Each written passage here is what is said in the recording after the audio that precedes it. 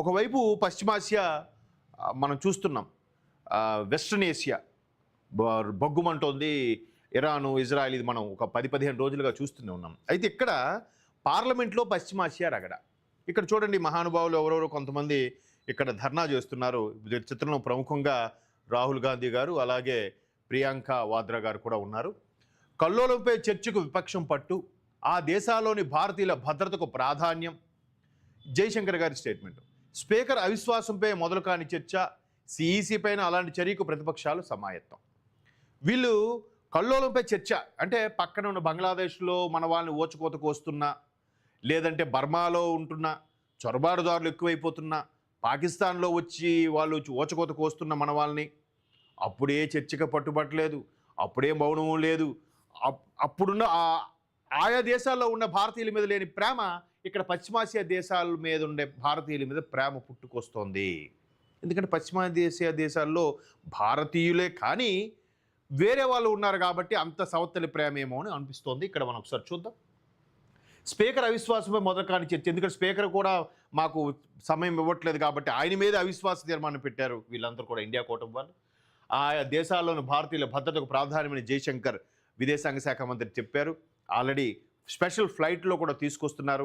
ఆ స్పెషల్ ఫ్లైట్లో వచ్చిన వాళ్ళు భారతదేశానికి నరేంద్ర మోదీ గారికి రుణపడి ఉంటామని చెప్పి మొత్తం వైరల్ అవుతున్నా వీళ్ళకి ఆ అంశం కనబడట్లేదు. దాని మీద పట్టుబట్టే అంశం కనిపిస్తోంది.